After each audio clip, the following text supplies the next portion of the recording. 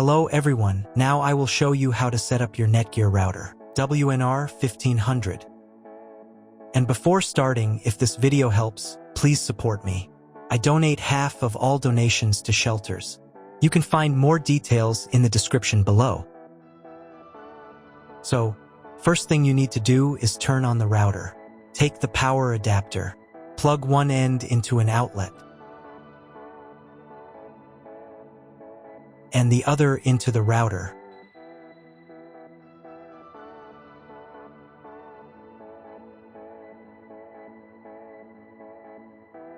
Then press the power button.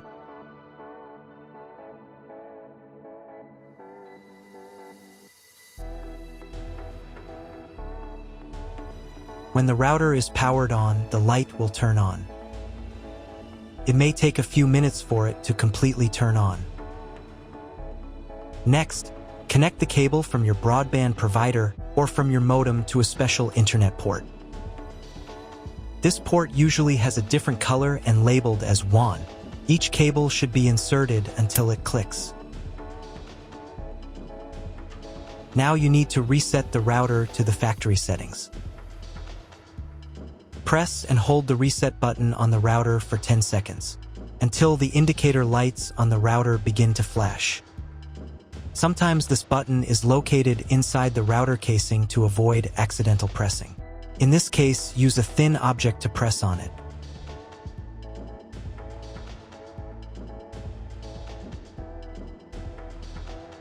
The router will reboot and the settings will return to the factory defaults. Insert one end of the Ethernet cable that comes with the router into one of the Ethernet port.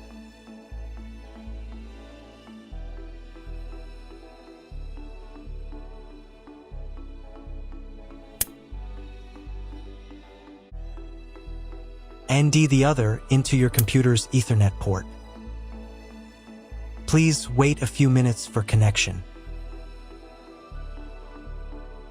The router is now connected to your computer. Now you need to set it up. But first, I will show you another method for connecting the router if you do not have an Ethernet cable or your computer does not have an Ethernet port. Connect the router to the power adapter and your internet provider's cable. This will enable Wi-Fi. If the router is new and has never been configured, the Wi-Fi network will have the name of your router. Your router has its own Wi-Fi network name and password printed on a sticker. Connect to it. Great, you've connected to the router. Now let's start setting it up. First, open your web browser and visit the URL you see on the screen. Use the URL bar instead of the search bar. Then click here.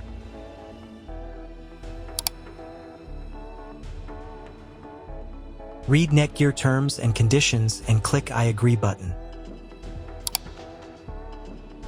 Now you must select No, I want to configure the internet connection myself, and click Next button. And then click OK.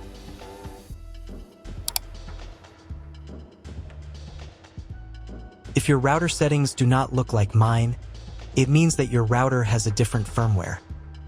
I made a video for every firmware type. You can find all the links in the description down below. So the first thing you need to do is set up a new password. The admin password is used to log in to your router's web interface. Pay attention to the password requirements. Write your new password in the first field and duplicate it in the second field. Then select 2 security questions and write answers for them. You need them just in case you need to reset the admin password in the future. Click Next. On the next page, you will find the information you need to connect to a Wi-Fi network. If you want, you can print them out. Click Next button. If the router has not been updated for a long time, the next page may automatically start the firmware update process. I recommend updating the firmware if a newer version is available. It will take about 3 minutes for firmware update. Please do not turn off the power or press the reset button. If the new firmware is not available, just click OK. Then you will be redirected to the NETGEAR's website, where you can register your router. If you want to, you can do it. I'm not going to do that, so I'm just going to close this window. Log in to the router's web interface again if you were logged out of it. Enter the standard username admin and password that you created a few minutes ago. Press Sign In button. In the top right corner, you can change the language of the router's website interface. To get the internet, go to Advanced.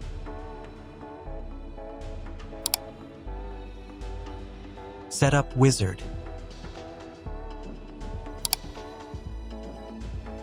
Press No, I want to configure the router myself. Then press Next button. On the next page, select the internet settings. In most cases, there are two options: connection with and without a login. Almost always, your internet connection will not require a login. All the information you need is in your internet provider's contract. If your internet connection does not require login or you do not know whether it does, select No. Leave account name and domain name unchanged.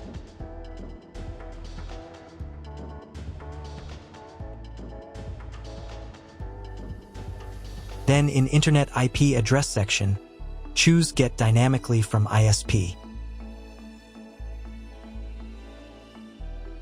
In the DNS section, select Get Automatically from ISP as well.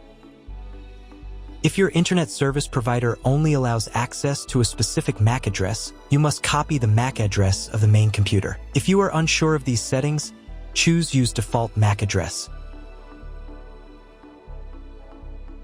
Check again that your settings are the same as mine. And click Apply. In most cases, it is not necessary to clone the MAC address. But if you can't get the internet connection after quick setup, later in the video I will show you how to clone MAC address. Now you need to reboot the router. Go to Advanced. Advanced Home. Click on the Reboot button. And click OK. After the reboot, wait a few minutes and try to Google something. If it doesn't work, check all the cables. They must be connected correctly. Then log into the router control panel again.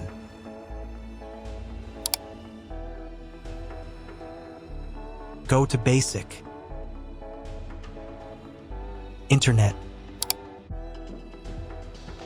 and choose Use Computer MAC Address.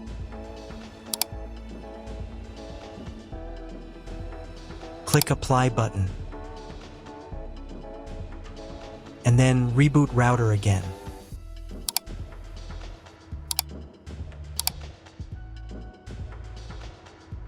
After a few minutes, check your internet connection. That's all. If you found my video helpful, please support my work. Half of all donations I send to animal shelters. All details are in the description down below.